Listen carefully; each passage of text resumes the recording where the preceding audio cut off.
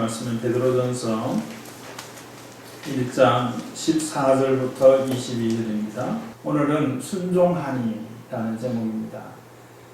질문이기도 하고 또 순종함으로 말미암아 오는 것을 기대할 수 있게 하는 그런 제목입니다. 순종이라고 하는 이 단어가 헬라어의 그 뜻은 두 가지의 의미가 담겨져 있습니다. 듣다라고 하는 말과 순종한다는 말, 영어로 하면 listen이라는 단어와 obey라고 하는 단어입니다. 듣는다라고 하는 것은 대답하는 것을 생각하는 거죠. 들었으면 대답하는 겁니다. 들었으면 반응하는 겁니다. 우리가 때로는 문자를 통해서 어떤 내용을 전달하는데 씹는다는 말을 속으로 쓰죠. 반응을 하지 않을 때. 듣는다는 것은 대답하는 것을 기대할 수 있고 들었으면 순종하는 모습들이 있어야 된다 하는 것입니다. 이것을 한마디로 순종을 한마디로 말하면 하라는 대로 하는 겁니다. 그게 순종입니다. 하라 그러지 않은 것도 해야 될 때가 있잖아요. 내가 생각할 때 이것은 해야 된다고 생각해서 하는 일들. 사실은 우리 성도들이 그런 것들을 참 많이 하고 계시다고 생각이 돼요. 이거 해야 됩니다. 저거 해야 됩니다. 이렇게 하지 않아도 교회가 필요한 일들을 형편을 따라서 하시는 그런 모습들을 늘 보고 감사하고 하나님께서도 귀하게 여기신다라는 생각을 갖게 됩니다. 그러나 해야 될 것 같아서 하더라도 또 그것이 나쁜 것이 아니고 좋은 일이라고 하더라도 그것은 순종은 아닙니다. 물론 지금 어떠한 것을 해라 라고 하는 그 명령에 대한 반응은 아니지만 하나님을 사랑하고 내 이웃을 사랑하라 이 큰 계명에 근거해서 하는 것이라고 하면 그것도 순종일 수 있죠. 그러나 순종이라고 하는 단어는 시키는 대로 하는 겁니다. 시킬 때 우리가 시키는 대로 하지 않게 되는 때가 있습니다. 어릴 때는 시키는 대로 합니다. 좀 크면은 시키는 대로 안 해요. 여자아이 둘 있는 가정에서 이제 네 식구가 외출을 하기 위해서 나오는 것 같아요. 큰아이는 한 2학년 정도 될까, 작은아이는 유치원 아이 정도 되는 나이 같아요. 그런데 이 작은아이가 큰아이를 업겠다는 거예요. 업고 계단을 내려가겠다는 거예요. 그러니까 보통 엄마와 다르지 않게 이 엄마가 질색탈색을 하면서 이것을 막는 거예요. 그러면 안 된다고. 그래 지나가면서 제가 이런 생각을 했어요. 좀 업게 하지. 왜 업지 말라고 할까요? 업다가 자기보다 몸무게가 많이 나가는 언니를 업다가 계단에서 굴를까봐 업지 말라 그러는 거 아닐까요? 하라고 하는 대로 하는 경우들이 점점 줄어가는 그런 경우라고 생각이 되어져요. 그렇다고 하면 늘 하라고 해야 될까? 그런 생각을 해보게 돼요. 하라고만 하지 말고 어떤 다른 행동을 하면 되지 않을까 하는 생각을 갖게 됩니다. 순종하고 있다고 하는 것은 자기 위치를 알고 있다는 것이라고 여겨집니다. 주제 파악을 하고 있다는 것이죠. 아담이 순종하지 못한 것은 자기 주제 파악을 하지 못했기 때문입니다. 하나님의 명령을 받아서 그 명령을 세상에 적용하는 것이 아담이 해야 될 일인데 자기의 위치를 알지 못했어요. 그래서 순종하지 못했습니다. 불순종한 것입니다. 더 나아가서 주님께 순종한다라고 하는 것은 무엇을 의미할까요? 주님을 안다는 거죠. 주님을 인지한다는 거죠. 주님이 내게 말씀하셨다라고 하는 것을 내가 아는 겁니다. 그러니까 주님께 순종하는 것이죠. 하나님께 순종하고 하나님의 말씀에 순종하는 겁니다.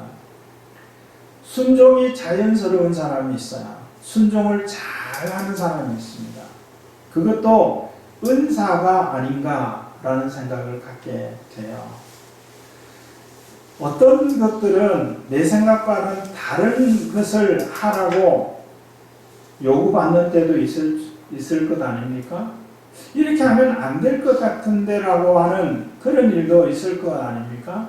그런데 순종을 잘하는 사람은 하라는 대로 해요. 무엇이 전제되어 있을까요? 하라는 대로 하면 책임은 나한테 없어요. 하라는 대로 하지 않아서 일이 일어나면 그것은 그가 책임져야 돼요. 그러나 하라고 했는데 했을 때, 잘 이해하고 그대로 했을 때는 일어나는 문제들에 대한 책임을 그에게 물을 수가 없는 겁니다. 순종을 잘하는 사람과 순종해야 될 때 반발하고 불순종하고 따르지 않는 사람의 삶은 전혀 다를 수밖에 없어요. 정반대의 삶을 살아갈 수밖에 없습니다. 그러므로 오늘 저는 세 가지를 말씀하고 싶은데, 첫 번째는 순종하지 마세요. 무엇에 순종하지 말라는 말씀인가 하면 내 욕망에 순종하지 마세요. 우리 사람들에게는 욕구가 다 있습니다. 그 욕구가 타락하면 욕망이 돼요. 정욕이 되는 거죠. 욕구를 잘 활용하면 선한 것을 가져올 수 있지만 욕구가 타락하면 욕망을 따라 살아갑니다. 쾌락을 따라 살아가는 겁니다. 사람들이 다 쾌락을 따라 살아가는 그런 사회를 한번 생각을 해보세요. 거기는 무질서가 있고 두려움이 있을 수밖에 없습니다. 그래서 사회적인 합의인 법을 만들어 놓죠. 그리고 그 법을 또 따라 합니다. 두 번째는 부당한 힘에 굴복하지 마세요. 세 번째는 거짓에 속지 마세요. 거짓에 속는 일들이 저도 속을 수 있죠. 또 속기도 했고요. 그런데 똑같은 상황에서 계속해서 속는 것은 속는 사람에게도 책임이 있어요. 그렇지 않을까요? 똑같은 상황이잖아요. 거짓에 속지 않도록.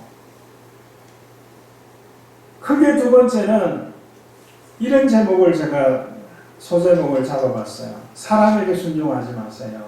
무슨 의미인가 하면 성경에 보면 사람에게 순종하라는 몇 가지 성경 구절이 있어요. 어버이날이나 가정의 달에 늘 읽는 말씀인데, 에베소서 5장에 보면 아내들아 네 남편에게 뭐하라? 순종도 아니고 복종하라. 어느 정도로 하라고 했냐면 죽게 하듯 하라 그랬어요. 대충 하지 말라는 거예요. 또 베드로전서 5장 5절에 보면 젊은 자들아 장로들에게 순종하라 그랬어요. 사실은 당시의 장로라고 하는 개념은 나이가 많은 사람을 말해요. 이 젊은 자들아 장로들에게, 그 젊은 자들아 머리가 센 사람들에게 순종하라, 겸손하라는 거예요. 그러나 이 젊은 자들아 장로들에게 순종하라. 교회, 특히 장로교 정치 안에 장로는 두 그룹이 있습니다. 장로가 가르치는 장로가 있고 다스리는 장로가 있어요. 그 다스린다고 하는 의미도 지배한다는 의미로 이해해서는 안 돼요. 살피고 돕는 거예요. 필요한 것을, 특히 영적인 일들을 살피면서 그것을 해결해 줄 수 있는 방안을 고민하는 게, 그게 다스리는 거예요. 그래서 목사도 장로예요. 목사는 가르치는 일과 다스리는 일을 하는 장로고, 평신도로서 선택된 장로님들은 다스리는 일을 하는 장로입니다. 젊은 사람들아 장로들에게 순종해라, 겸손하라는 거예요. 사람이잖아요. 세 번째는 골로새서 3장에 보면 상전에게 눈가림으로 하지 말고 주를 두려워하여 성실한 마음으로 해라 그랬어요. 젊은 사람들이 퇴직하는 그 조사를 한 내용을 들은 적이 있는데 최근에 요즘같이 취직하기가 어려운 때가 어디 있습니까? 그것도 반듯한 직장이라면 4대 보험이 되는 직장. 그러니까 일을 하고도 충분한 대우를 받고 미래를 계획할 수 있는 그런 직장이에요. 그런데 다니다가 얼마 안 돼서 직장에 사표를 내고 나오는 그런 퍼센테이지가 생각보다 많은데 4분의 1이 넘는 거예요. 그리고 왜 퇴직했냐, 회사를 때리쳤냐, 그러니까 다른 데 갈 데가 있어서 때리친 게 아니고 상사들과의 관계 때문에 그걸 못 견뎌서 때리쳤다는 거예요. 상사들이 잔소리 때문에.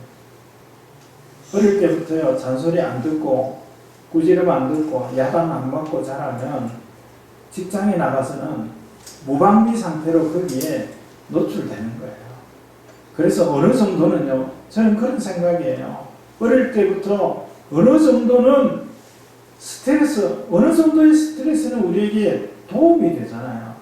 시험도 어느 정도는 보는 거예요. 시험 보고 뭐 잘했다 그러고 이렇게 평가해 주면 되잖아요. 그런데 그런 것들을 스트레스 받지 않게 자라게 한다고 그런 걸 너무 안 하는 것은 과연 어떨까 하는 생각을 갖게 됩니다. 또 로마서 13장에 보면 이런 말씀이 있어요. 위에 있는 권세에게 복종하라.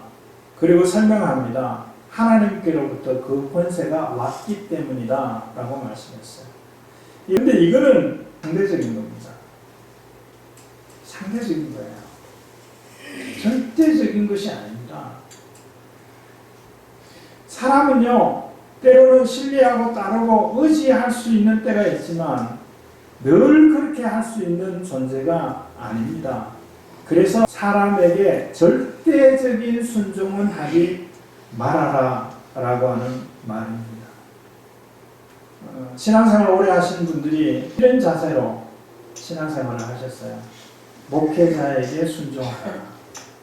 목회자에게 순종하라. 근데 저는 그것도 목회자도 사람이라는 걸 아십니까? 목회자는 신이 아닙니다. 물론 목회자는 다른 차원이 있고 또 다른 영역이 있어요. 비교 우위 부분들이 있을 수 있어요. 특히 영적인 부분은 그러합니다. 다른 사람이 자신이 보지 못하는 것을 보는 사람이 목회자예요. 그런 사람이 목회자가 되어야 돼요. 다른 사람이 생각하지 못하는 영적인 부분에서 생각할 수 있는 사람이 목회자입니다. 왜 그렇습니까? 목회자는 기도하는 사람이에요. 제가 20대에 부흥의 길자인 목사님 오셨는데 설교 중에 이런 말씀을 하셔요. 당신은 기도를 하는데 하루에 18시간을 하신대요. 아무리 생각해도 어떻게 18시간 기도하냐. 나는 20, 30분도 앉아서 기도하기 힘든데 특히 남자분들은 20, 30분 앉아서 기도하는 것도 쉽지 않아요. 저는 개인적으로 이 오래 앉아있는 일을 잘 못해요.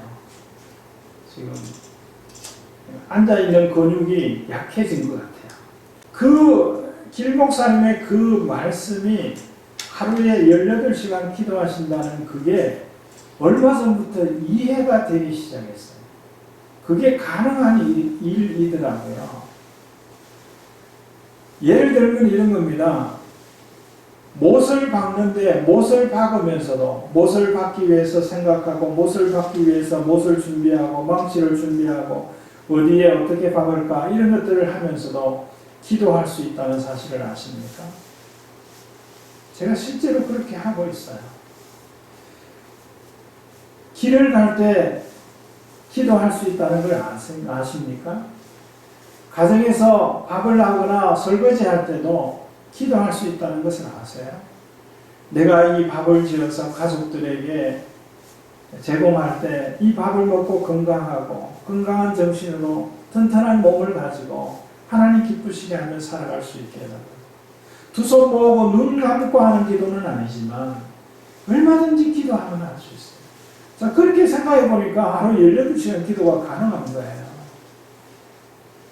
차를 타고 갈 때도 가능한 거 아닙니까? 하루 18시간 기도하는 거. 아침에 일어날 때 기도하고, 저녁에 자기 전에 기도하고,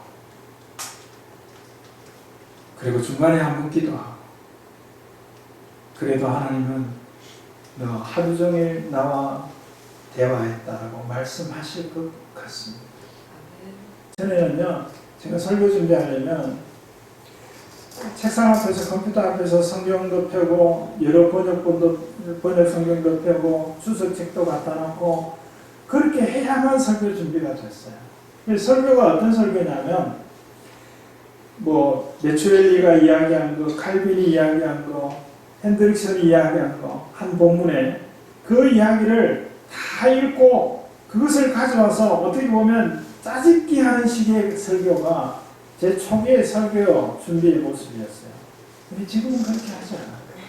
제가 그 연초부터 다음 주일 설교 본문을 주부에 내는 이유가 있어요. 2부 예배 끝나고부터 저는 설교 준비를 합니다. 늘 책상에 앉아있지는 않아요. 이를테면 순종하니라고 하는 이 제목을 가지고 순종이 뭐냐, 순종하는 사람이 어떤 사람이냐, 순종하게 되면 어떤 일이 일어나는가, 이런 것들을 생각해요. 그리고는 언제든지 핸드폰에 저는 그 카톡, 저는 저한테 보내는 카톡이 있어요. 그걸 할 수 있거든요. 거기다가 메모를 하는 거예요. 간단하게. 그거 안 하면 필요할 때 꼭 언제 그 메모 안 해놓으면 계속 기억나다가 기억이 안 나는 때가 언젠가 하면 원고를 작성할 그때가 기억이 안 나요. 그래서 메모를 그런 식으로 합니다. 그래서 토요일 아침에 출근해서부터 그걸 보면서 원고를 작성하는 일들을 하게 됩니다. 설교 준비도 하루에 18시간씩 일주일 내내 할 수 있는 거예요. 공식적으로 목회자가 이야기하는 것은 할 수 있으면 절대적으로 따르시는 것이 유익이 있는 줄 압니다. 그러나 목회자도 보지 못하는 부분들이 있고요. 미처 생각하지 못하는 부분들이 있어요. 그런 것들은 이만희를 따르듯이 그렇게 따르지 마세요. 목회자도 연약한 그릇이라는 사실을 기억하셔야 돼요. 그래서 기도가 필요한 거예요. 명령하는 자의 불완전함을 이해해야 합니다. 그래서 저는 이 말을 생각했어요. 권한다. 명령하는 것이 아니라 권하는 거예요. 제한하는 겁니다. 이렇게 하면 어떻습니까? 제한하는 거예요. 어떤 단체에서 불순종하여 생기는 문제가 없다고 하면 두 가지 이유라고 생각합니다. 하나는 어떤 말을 해도 다 순종하는 거예요. 예를 들면 목사가 새벽기도 전부 다 나오세요. 그러면 다 나오면 순종하는 거죠. 근데 안 나올 걸 아니까 그런 말을 안 하는 거예요. 그래서 불순종하는 일로 말미암아 일어나는 문제가 안 생기는 겁니다. 마지막 세 번째로 진리에 순종하세요. 자기 욕망을 따르지 말고 사람에게 절대적으로 순종하지 마세요. 그러나 진리에 순종하세요. 진리에 순종하면 진리를 아는 사람입니다. 진리의 말을 알아듣는 사람이에요. 진리는 예수 그리스도가 진리이십니다. 예수님도 나는 길이요 진리요 생명이라고 그러셨어요. 진리에 순종한다는 것은 예수님께 순종한다는 겁니다. 진리에 순종하는 사람은 예수님을 만난 사람이에요. 하나님을 만난 사람이에요. 이게 뭐라고 생각하십니까? 아무것도 아니고 별것 아니라고 생각하십니까? 하나님을 만났어요. 주님을 만났어요. 무엇을 의미합니까? 그가 가지고 있는 것들을 갖게 된다라고 하는 것을 의미하죠. 자, 진리에 순종하면, 하나님께 순종하면, 오늘 22절의 말씀을 보면, 거룩한 자가 된다 그랬어요. 자, 22절. 너희가 진리를 순종함으로 너희 영혼을 깨끗하게 하여 거짓이 없는 형제를 사랑하기에 이르렀으니 마음으로 뜨겁게 서로 사랑하라 그랬어요. 여기 보면 또 16절에 보면 내가 거룩하니 너희도 거룩할지니라 말씀하셨습니다. 자, 진리를 순종하면 영혼이 깨끗해집니다. 영혼이 깨끗해진다라고 하는 것은 하나님을 본다는 것입니다. 하나님의 하시는 일을 보는 겁니다. 일어나는 사건 속에서 하나님의 그 목적을 볼 수 있는 겁니다. 우리가 그런 걸 봐야 되지 않겠어요? 다른 사람들이 말해주는 거 그거 듣고 전하는 그런 사람이 되어서는 안 돼요. 하나님께서 알려주시는 것을 전하는 사람이 돼야지 사람들이 평가해주는 것을 전하는 사람이 되어서는 안 돼요. 영혼이 깨끗하면 하나님을 볼 수 있고요. 영혼이 깨끗하면 하나님의 주님의 그 마음을 읽을 수 있습니다. 이거 괜찮은 장사 아닙니까? 이 괜찮은 장사입니다. 하나님을 알고 하나님의 생각을 알고 하나님의 계획을 알고 하나님이 관심 갖는 것을 알게 되는 거예요. 우리 삶이 달라질 수밖에 없습니다. 어느 지역인지는 모르겠는데 아마 외국의 이야기인 것 같아요. 어떤 할머니가 과일을 이제 바구니에 넣고 이렇게 파는데 사람이 지나가다 그걸 쳐서 이 과일이 막 길거리에 나동거라지는 그런 상황이 되어져 버렸어요. 그런데 이 할머니가 기도를 하셨대요. 하나님, 이 할머니가 그런데 앞을 보지 못하는 거예요. 그러니까 자기가 죽을 수가 없잖아요. 그래서 기도했대. 하나님, 이거 과일 이거 오셔서 주워주세요. 그랬다는 거예요. 근데 어떤 사람이 공항 비행기를 타기 위해서 택시를 타려고 하다가 택시 타는 이유가 돈 많아서 타는 게 아니잖아요. 택시를 타야 시간 안에 갈 수 있는 사람이라서. 그래서 그런데 친구들은 타고 가는데 타지 않고 찾아가서 이 과일을 담아주면서 할머니에게 말을 들었더니 주님이시군요. 그러더라고요. 주님이시군요. 왜 그런가 하면 주님 내게 오셔서 이걸 좀 해결해 주세요 그랬는데 그 사람이 와서 과일을 담아서 이래 주니까 주님이시군요. 그랬다는 거예요. 이런 삶이 가능한 거예요. 이런 삶. 사무엘상 15절에 있는 말씀을 보면 사무엘이 사울에게 아말렉을 쳐서 진멸하라고 했어요. 진멸한다는 것은 싹쓸이 없애버리라는 겁니다. 나라도 없애고 사람도 없애고 동물도 없애고. 왜 그랬는가 하면 출애굽한 백성들이 가나안 땅으로 가는데 이 아말렉이 그 대열을 공격을 했어요. 어디를 공격했는가 하면 말미를 공격했어요. 뒤에는 누가 흔히 있죠? 노인들, 어린아이들, 다리 아파서 쉬엄쉬엄 가던 사람들. 거기를 공격한 거예요. 긍휼을 베풀지 않은 겁니다. 하나님께서 사울 왕으로 하여금 아말렉을 쳐서 전멸하라고 했어요. 이 전쟁을 하나님 은혜 가운데 이기게 됐는데 사무엘이 돌아오는 사울 왕을 맞이하면서 소와 양의 소리가 들리는 것을 듣고 이 소리가 무슨 소리입니까? 라고 했을 때 사울 왕이 이렇게 답을 했습니다. 왕 아각을 잡았고 승리했고 다른 것들은 다 불태워버리고 그렇게 했는데 튼실한 소가 있어서 흠이 없는 양이 있어서 하나님께 제사 드리기 위해서 그것을 끌고 왔다. 백성들이 그렇게 하자고 해서 그렇게 했다. 이렇게 다 불렀습니다. 그럴 때 사무엘이 이 사울 왕에게 한 말이 있어요. 순종이 제사보다 낫고 듣는 것이 수양의 기름보다 낫다. 하나님은 다른 것보다 하나님의 말을 듣는 것을 더 기뻐하신다, 좋아하신다 라고 말씀하셨어요. 그러면서 사울 왕을 버리겠다고 말씀하셨습니다. 하나님께 불순종하면 사울 왕 같은 그런 일들을 겪게 됩니다. 이 진리의 말씀에 순종하면 기적을 경험해요. 누가복음 5장의 말씀에 보면 베드로가 밤새도록 고기를 잡다가 새벽녘에 예수님이 그들을 찾아가셨어요. 그리고 너희들에게 고기가 있느냐 그러니까 없습니다. 밤새도록 못 잡았습니다.